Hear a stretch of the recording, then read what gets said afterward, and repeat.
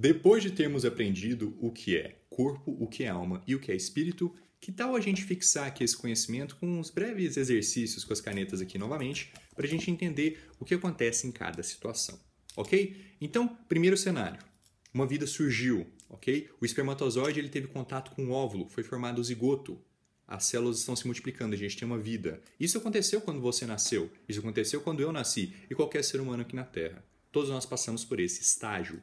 O que acontece quando a pessoa está nessa situação?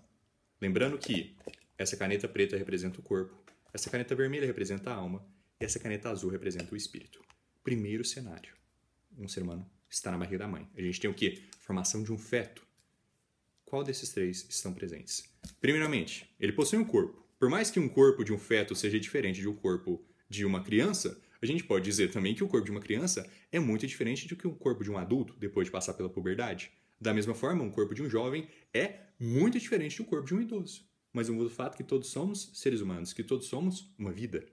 Então, mesmo que o corpo do feto seja diferente, mesmo que no zigoto a gente ainda esteja tendo uma diferenciação de células, etc., ainda é um corpo. Certinho? Da mesma forma também a gente ainda tem uma alma. Novamente, o que é alma? É relacionado com a consciência. É relacionado com o quê? Com os tendões. A consciência é o eu, o ser e o viver corporalmente. Certinho? E a gente também nasce com um espírito. Olha que interessante, a gente também nasce com o espírito. Então, nesse momento, a gente é considerado o quê? Puro. A gente é considerado o quê?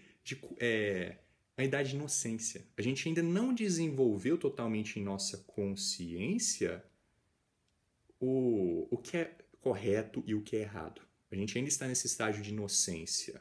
A gente ainda está nesse estágio que um bebê passa, que uma criança muito pequena passa. Que você pode ensinar, você pode educar, mas ele ainda não tem a capacidade biológica de compreender a diferença entre certo e errado. Ele está nesse estágio onde não é imputado pecado a ele. Ele está nesse estágio onde Paulo se descreve em Romanos capítulo 6, onde antes de vir o conhecimento da lei, ele estava vivo espiritualmente, mas aí veio o conhecimento da lei e ele morreu. Assim como quando Adão e Eva comeram do fruto, eles morreram no dia que eles comeram do fruto. Mas não foi uma morte física. Adão viveu quase 1000 anos, ok? Quase chegou aos 1000 anos. Mas ele morreu espiritualmente. Então o que acontece se um feto morre na barriga da mãe? Ele tem as 3 canetas. Ele tem corpo, ele tem alma e ele tem espírito. O que acontece se um bebê de uma idade de 1 a uns 6 anos, ok? É difícil a gente dizer exatamente, porque algumas crianças vão ter uma idade de formação de diferença entre bem e o mal mais rápido do que os outros. Outros vai ser mais devagar. A gente tem o caso também de, por exemplo, síndromes ou deficiências. Isso pode fazer com que a criança ela leve muito mais tempo para desenvolver a diferença entre bem e o mal, ou pode ser que ele passe a vida inteira e nunca desenvolva isso. A gente tem casos assim. Então, para cada pessoa é algo específico. Mas uma faixa etária mais próxima assim, da geral seria de até uns 6 anos ou 7 anos. Que aí vai desenvolver corretamente essa diferença entre bem e o mal. Vai entender o que é Deus, quem é Deus, o que é um pecado, a consequência desse pecado, ok? Então a gente está falando aqui de várias coisas que são muito complexas para um bebê, para uma criança muito pequena, de 2 anos, 3 anos, 4 anos, 5 anos. Ainda é muito difícil para eles compreenderem tudo isso. Então requer um desenvolvimento biológico para eles terem essa consciência, ok? Então se eles morrerem nessa idade de inocência, o que acontece? O corpo fica aqui na Terra, o espírito vai até Deus e o que acontece? Eles são puros, ok? Eles não pecaram conscientemente, certinho? Então o que acontece? A alma e o espírito deles vão para o céu. Qualquer bebê que falecer, qualquer feto que falecer, a alma e o espírito vão para o céu e o corpo permanece aqui. O corpo é enterrado, ok? O pessoal coloca no caixão e a gente tem a alma e o espírito indo para o céu. Segunda situação. Essa criança, ela passou dos 7 anos. Ela passou dos 6 anos. Ela já tem consciência de bem e mal. E ela vai e peca. O que acontece nesse momento? Ela morre espiritualmente. Assim como o apóstolo Paulo escreveu em Romanos, capítulo 6, no caso dele. Assim como aconteceu com Adão e Eva. Mas o espírito permanece com a pessoa. E o que acontece se essa pessoa ela tem a oportunidade de ouvir o evangelho? Ela recusa o evangelho, ela não quer acreditar. O que acontece com essa pessoa? Se fazendo isso, Passar um tempo, ela morre depois. Passa um dia, ela morreu. Ela teve a oportunidade de ouvir o evangelho? Não quis. Passou um dia, morreu. Morreu. Ok? Então, o corpo ele é enterrado aqui. O espírito ele vai para Deus que o entregou, como a gente viu em Eclesiastes 3 e Eclesiastes 12. E agora? O que acontece com a alma dela? Como eu disse, a alma ela é dependente ou do corpo para ter essa vida física, ou essa vida espiritual ela precisa do espírito. O que aconteceu quando a alma ficou sozinha? Vai para o inferno. E aí a pessoa fica uma eternidade no inferno, sem fim. E o que vai acontecer no lago de fogo? Ok? Porque, como eu disse, a pessoa que ela vai só em alma para o inferno. Mas a gente olhar em Mateus capítulo 10, Jesus Cristo fala para a gente temer aquele que é capaz de destruir tanto o corpo quanto a alma no inferno. Ele está falando aqui do evento conhecido como julgamento do grande trono branco, onde as pessoas vão ser julgadas de acordo com as suas obras, os mortos vão ser julgados de acordo com as suas obras. Então a gente não está falando de pessoas que têm um espírito, a gente não está falando de pessoas salvas, e eles serão jogados no lago de fogo. Então o mar vai dar os mortos que neles estão, a terra vai dar os mortos que neles estão, a gente vai ter essa reunião novamente do corpo e da alma, e o que vai acontecer? Eles vão ser jogados vivos, em qual sentido? Vivos não. Em qual sentido que eles vão ser jogados? Em corpo, ok? No lago de fogo. Como a gente viu o exemplo de quem foi jogado vivo? Foi a besta e o falso profeta. Eles tinham essa vida, mas era uma vida corporal, não uma vida espiritual. Então eles foram jogados em corpo e em alma no lago de fogo e vão ficar aí por uma eternidade. Então hoje em dia as pessoas elas vão para o inferno, o corpo fica no caixão, fica no túmulo e o espírito vai até Deus e a alma, ela vai para o inferno. Aí vai chegar o momento do grande trono branco, onde o espírito vai continuar com Deus, não vai retornar para essas pessoas e eles vão ser jogados em corpo no lago de fogo. Certinho? E agora um terceiro caso. Beleza? Então essa criança ela foi se desenvolvendo, pecou. Beleza. O que aconteceu? Aí ela foi e começou a negar a Deus. Teve chance de ser salva, negou a Deus, se endureceu contra Deus, odiou a Deus. Como, por exemplo, Faraó, Janes e Jambre.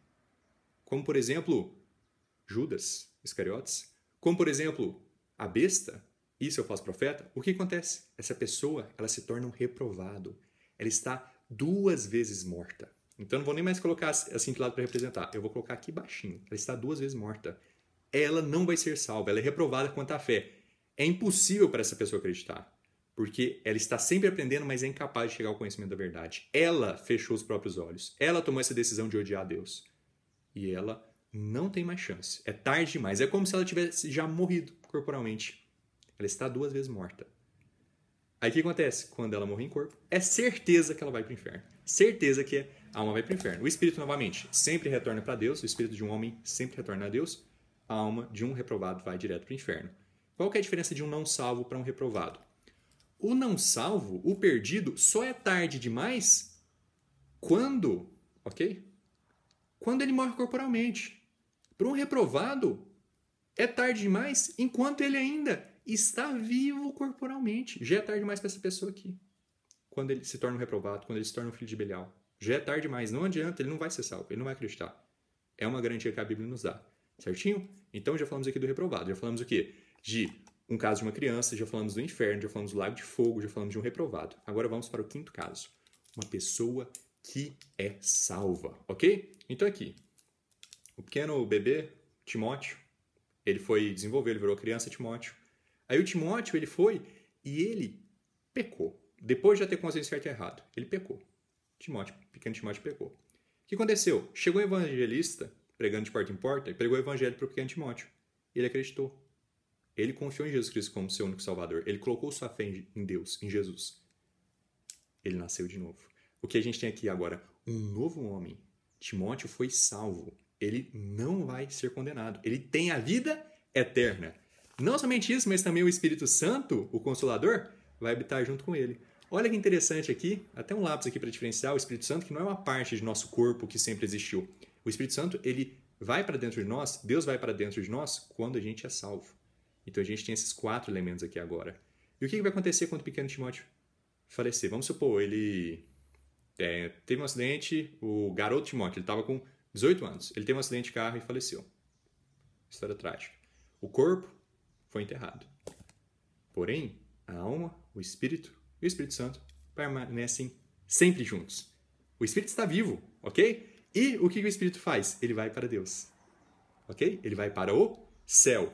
O corpo permanece aqui no túmulo, mas ele vai para o céu. Por isso que é falado que uma pessoa salva que morreu, ela está dormindo. Por isso que esse termo é usado na Bíblia. Por quê? Porque vai chegar um momento em que a gente vai receber um corpo glorificado.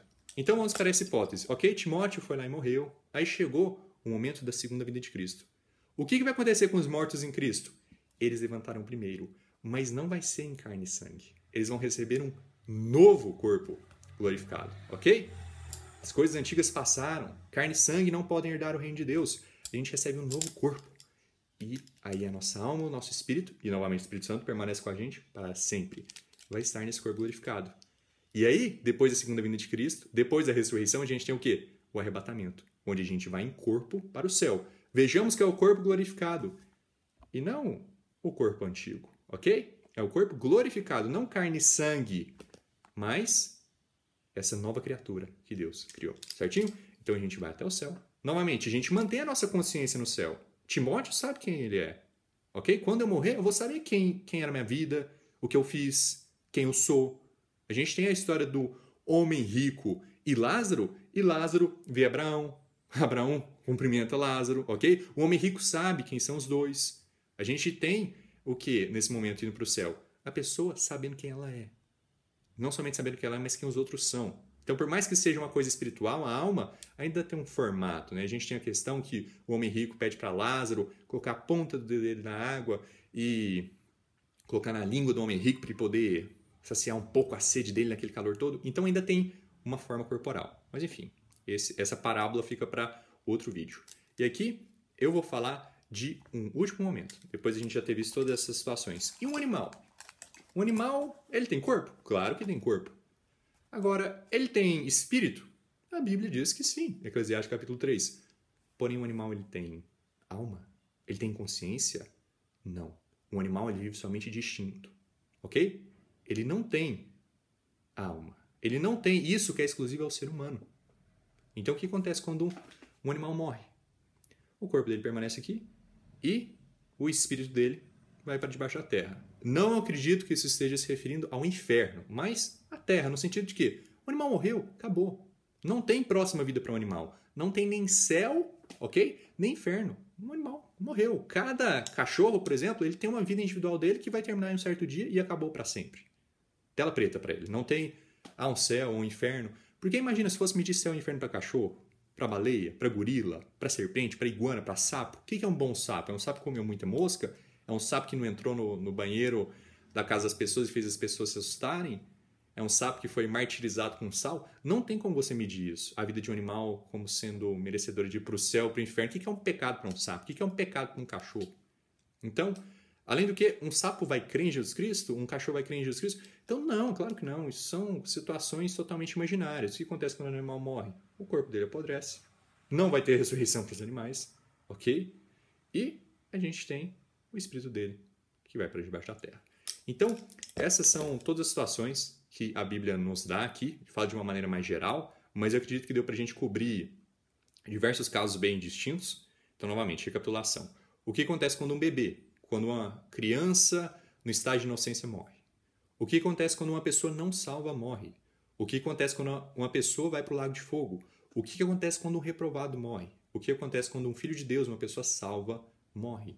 E o que acontece quando a gente tiver a ressurreição, ok? E o que acontece quando o animal morrer, certinho? Então, essas 7 situações diferentes que estão relacionadas com o corpo, alma e espírito. Espero que tenha ficado claro, espero que tenha sido possível fazer esse aprendizado. Que Deus abençoe vocês e até mais.